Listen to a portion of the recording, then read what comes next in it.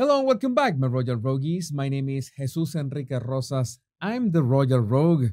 And tonight we have the, embarrassing truth of what happened with Meghan and Harry at the Bob Marley film premiere.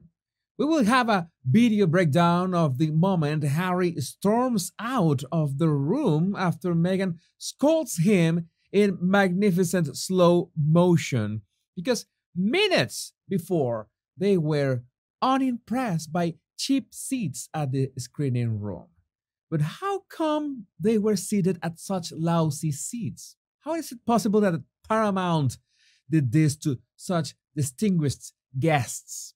And the best part is that it doesn't matter that the pictures that we've got were taken with a Nokia, apparently, because with just 10 pixels from each picture, we got all the information we need about their body language and their state at that moment. The information that we have so far is that the Harkles were a surprise addition by Paramount at the last minute.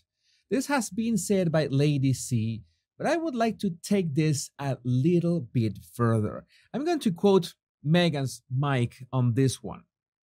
Lady C said in today's broadcast Harry and Meghan were invited to the One Love movie premiere because it wasn't getting enough attention. Because the Harkles are infamous. Paramount knew it would be an effective public relations move. It worked. And I did an easy search on Google Trends for the term Bob Marley movie, and what a coincidence that global interest in the film had a strong spike in the last couple days, which aligns perfectly with the popping up of the dastardly duo. So, yes, the plan worked. So now, let's change subject for a minute, and I'm going to invite you to take a look at this picture.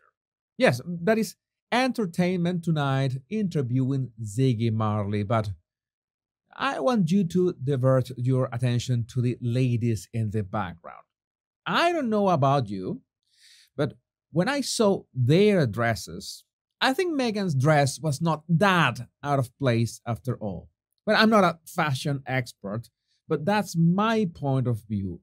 Meghan's volume was certainly epic, but given this context is a much better reference. So we could assume that the real VIPs were dressed for the occasion, right? But when you search for the theater, you realize that it's not a single screening room, but 5 of them. And I don't know if you can make out from the picture, but this screening room is not that big. In fact, you can imagine that for a premiere like this, where there will be, Paramount executives, Bob Marley's family, Jamaica's prime minister, celebrities, and Jamaican socialite.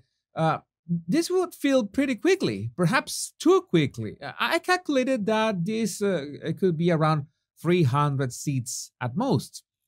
But when you look at the videos on YouTube about the red carpet of this film, you realize this was quite an event. This must have been at least 1,000 people watching the film, which would have required at least 3 screening rooms. And, of course, there will be way more security on the VIP screening room. That is the only reason why on those videos of Harry and Meghan sitting down, disappointed with their seats, the room is mostly empty and their Meghan looks absolutely overdressed because she was forced to sit with the peasants. I'm not gonna lie, if I was security of VIP guests, I would at least try to make sure that people don't take videos. Because think about this, true VIP guests value real privacy and wouldn't start filming and taking pictures of others because they, as real VIPs, don't like to be filmed or taken pictures without their consent. The fact that there is so much amateur footage of the Montecito morons out there tells you everything you need to know about what was the actual screening room they were in. Which brings us back to the video of Meghan telling Harry something, and then Harry storming out of the room. It is a bit hard to notice, but the theater was already full by that point, so we can guess that some minutes had passed from the moment they were disappointed with their seats to this moment. Also, remember that the most important guests always get seated last. So the people seated next to Meghan had to jump over the trash bag dress to get to their seats. I can only guess that Meghan was fuming that she had to sit there for maybe 20 minutes while everyone was sitting down and taking pictures before the movie started.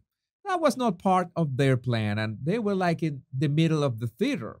It's not hard to imagine that she told Harry to do something, anything, to fix the situation, and Harry went immediately as a lap dog to do something about it, to no avail. Which other reason could this be? This was not a popcorn movie. Everyone had their tiny bottle of water ready, so it's not like Harry was going for snacks. But that was not the only time that Meghan told Harry something and completely changed his behavior. This was right before going in the theater. You can see Harry on the left with a glimpse of an actual smile, a genuine second of joy for a brief instant. He was happy. But then Meghan whispered something to his ear, something that nobody besides her and Harold could possibly know. And then the Ginger Winger's body language changed in a second.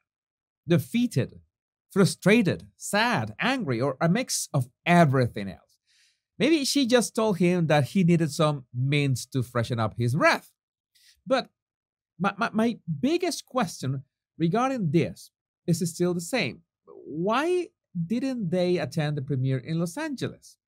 It would have made much more sense. It would have been on February 6th, but it must be that the rumors about Paramount quickly bringing them to Jamaica were real. If they wanted to use Harry and Meghan's infamy, as Lady C said, then why couldn't they wait until February 6th? My guess is that they didn't want Harry and Meghan to mix with the attendance of the LA premiere. Or maybe it's the other way around. Paramount execs thought that those who attended the LA premiere would not like Harry and Meghan to be there. And bringing Harry and Meghan to Jamaica will be more impactful. As to why the Harkles accepted the offer, well, they are desperate. They have become the quintessential for-rent royals. Paramount has set a great precedent. Hiring Harry and Meghan for instant clout proves to be a thing. And this means that we will have unlimited material for memes in the following months or even years. And I'm here for it. But, my Royal Rogues, I would love to know what do you think about this in the comments. And don't forget to download my 100 free body language tips in the description of this video if you want to read anyone like a book. My name is Jesus Enrique Rosas. I'm the Royal Rogue. And remember, much love and bliss.